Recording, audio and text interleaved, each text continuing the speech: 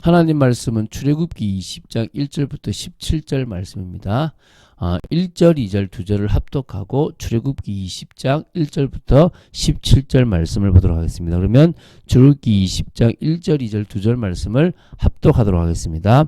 하나님이 이 모든 말씀으로 말씀하여 이르시되 나는 너를 애굽 땅 종되었던 집에서 인도하여 낸 내 하나님 여호와니라. 아멘.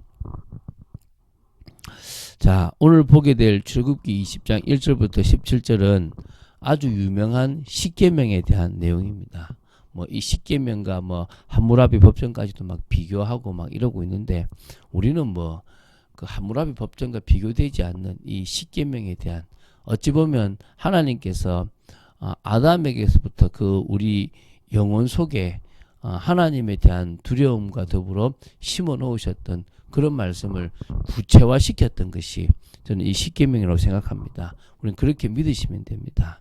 자, 하나님께서 이 시내산에서 당신이 택하신 이스라엘 백성들과 언약을 체결하시려고 할 때요, 그 조건으로서 이스라엘 백성들에게 지키라고 제시하신 것이 율법이에요.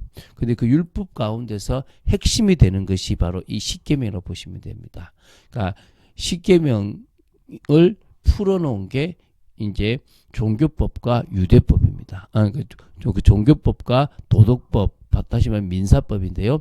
요거를 다 합쳐가지고 뭐라 그러냐면 율법이라고 얘기를 합니다. 그것을 이스라엘 백성들은 좀 구체적으로 알고 싶으니까 랍비나 이런 사람들에게 이야기해서 찾았는데 그게 613가지가 되었다는 것입니다. 613가지가 율법이다. 그렇게 볼 수도 있겠지만 그때 꼼꼼하게 찾았으니까. 율법의 핵심은 그게 아닙니다. 오늘 그걸 좀 보겠습니다. 흔히 우리가 모세오경을 율법서라고 하기도 합니다. 그만큼 모세오경 중에서 가장 중요한 것이 바로 이 율법입니다. 그리고 모세를 율법으로 대표하지 않습니까? 그렇죠? 그런 율법 중에서도 이 십계명은 모든 율법의 의미를 압축하고 있는 율법의 헌법이라고 말할 수 있을 만큼 아주 중요한 것입니다. 그래서 십계명은 하나님과의 관계 속에서 지켜야 될 1계명부터 4계명과 사람과의 관계에서 지켜야 되고 언급해야 될 여러 가지 중요한 5계명부터 10계명, 이 두 부분을 이루어졌습니다. 그래서 두 개 돌판이라는 것은 하나에는 1계명부터 4계명이 되어 있고 하나에는 5계명부터 10계명이 되어 있다고 보시면 됩니다. 그래서 이 10계명을 예수님은 3계명을 주노니 서로 사랑하라. 그래서 하나님의 사랑은 뭐로 됩니까? 이 십계명은 하나님을 향한 사랑과 이웃을 향한 사랑으로 완성되어질 수 있다라고 보시면 됩니다. 우리는 이미 그것을 받고요. 또 십계명을 주신 이유도 우리는 다 압니다. 그래서 사실은 이런 중요한 부분들을 보고 좀 생각해야 되겠죠. 자, 기니까 좀 빨리 넘어가도록 하겠습니다. 우리 1절, 2절입니다.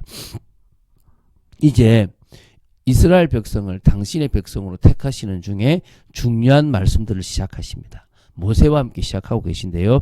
십계명을 말씀하시기 전에 2절을 먼저 말씀하셨습니다. 이게 정말 중요하거든요. 사람들은 십계명을 이스라엘을 제한하고 또 사람에게 억압하고 또 어떤 좀 규율을 정하고 지키라 하라 하지 마라를 정해가지고 올가매려고 하는 것 같처럼 느껴질 수 있는데 하나님은 그런 하나님이 아니에요. 자, 2절에 뭡니까? 나는 너를 애굽 땅 종되었던 집에서 인도하여 낸 내 하나님 여호와라. 나는 멸망받았던 너희를 구원한 여호와라. 나는 너희를 너무나 사랑하여 너희를 찾아가서 너희에게 구원의 길을 제시해주고 내 백성을 삼은 너희 하나님 여호와 하나님이다. 이걸 이야기하는 거예요. 내가 너희들에게 주는 것은 더 내 백성으로서의 축복을 누리게 하기 위해서 준 거지, 또 어찌 보면 더 큰 다른 계획이 있어 준 거지 너희들을 올라매려고 한 것이 아니라는 거예요. 하나님은 끝없는 사랑을 구약이나 신약이나 그대로 펼치십니다. 단지 구약에서는 원칙을 한번 적용시키신 겁니다. 그 원칙을 지킬 수 없다는 걸 알아야 인간이 믿어야 되겠구나가 깨달아지니까. 아니면 자신들은 할 수 있다고 생각하니까요. 자, 어쨌든 이 십계명 중에서 3절부터 11절 말씀을 보겠습니다. 요게 지금 바로 4계명까지인데요. 하나님과의 관계의 말씀이죠. 하나님을 사랑해야 될, 하나님 앞에 지켜야 될, 우리가 하나님을 참신으로 생각한다면 최소한 이 정도는 우리가 지켜야만 하나님이 우리에게 의롭다라고 인정해 주실 수 있고, 또 하나님 앞에 우리의 삶이 정말 계속적으로 소통되는 삶이 될 수 있다는 겁니다.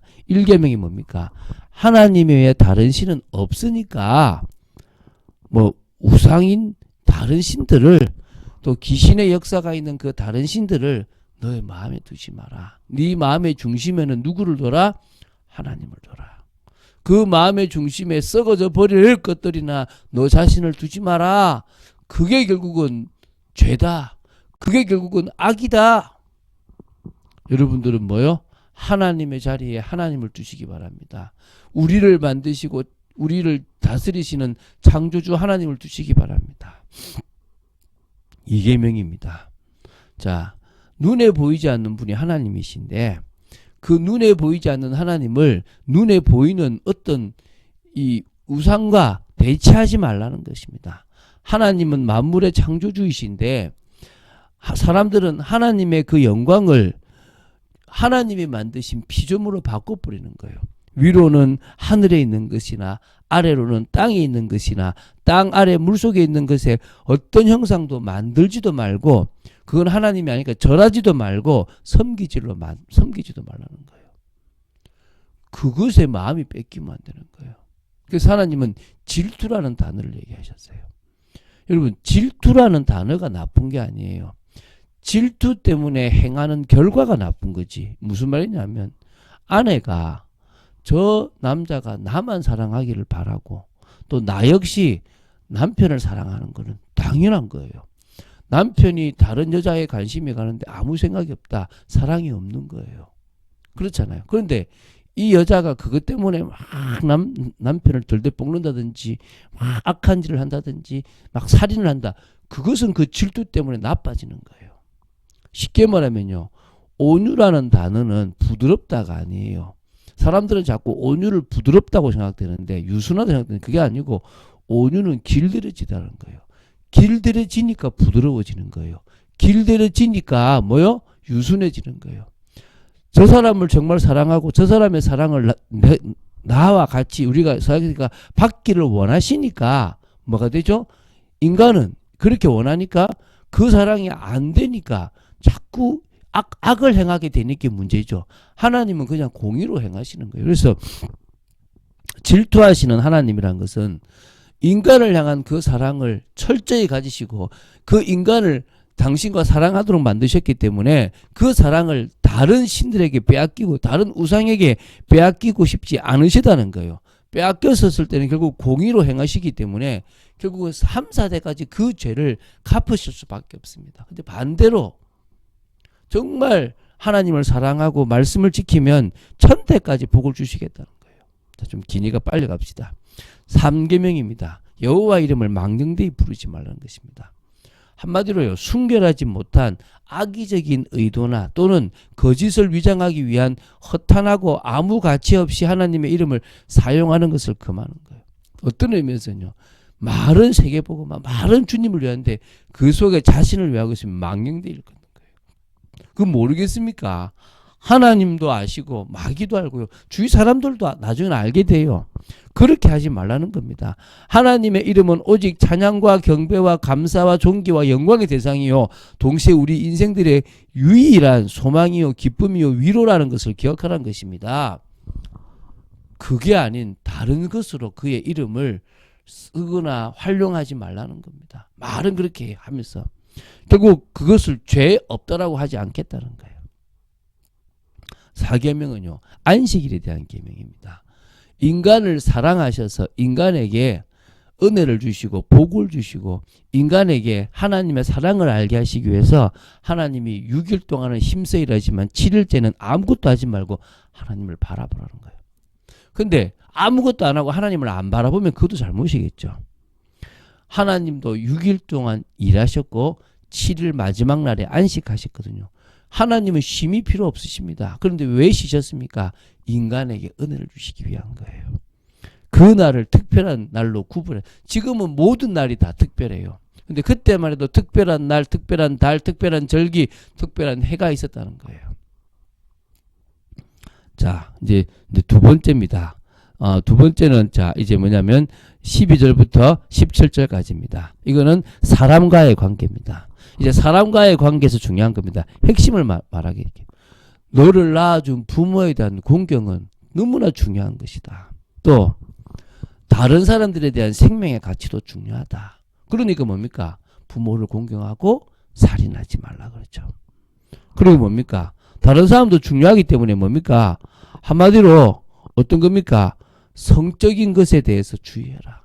이거는 유혹에 아주 심각한 것이 될 수 있다. 너 자신을 위해서 그러지 말라는 거죠. 너 자신을 위해서 물질에 대한 욕심도 가지지 마라. 너 자신을 위해서 이웃에 그때에서 거짓 증거하고 그것에 대해서 막 이렇게 하려고 하지 마라. 또 뭡니까? 그래서 탐욕까지도 가지 마라.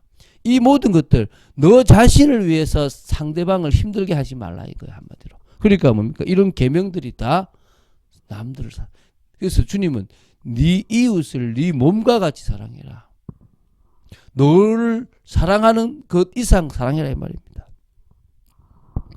로마서 13장 8절부터 10절에 보면요. 남을 사랑하는 자는 율법을 다 이루었다. 간음하지 말라, 살인하지 말라, 도둑질하지 말라, 탐내지 말라 한 것과 그 외에 다른 계명이 있을지라도 내 이웃을 내 자신과 사랑하라 하신 그 말씀 가운데 다 들었다. 그래서 사랑은 이웃에게 악을 행하지 아니하나니 그러므로 사랑은 율법의 완성이다 그럽니다. 자, 이 율법이요 되게 까다로워요. 얼마나 까다로운지 우리가 레위기와 민수기를 보면 이제 알 수 있는데요. 근데 이 율법을 왜 주셨느냐? 지키라고 주셨지만 지킬 수 없기 때문에 주셨어요. 왜? 지킬 수 없는 거를 지키려고 몸부림치는 모습들을 빨리 끝내버려야 돼요. 그래서 오히려 지킬 수 있는 길이 뭡니까? 복음입니다. 그 복음으로 우리는 의를 이룰 수 있으니까 그 복음을 전가하기 위해서 이 율법을 주셨습니다. 우리가 알 수 있는 것은 주 예수 그리스도를 믿는 것입니다.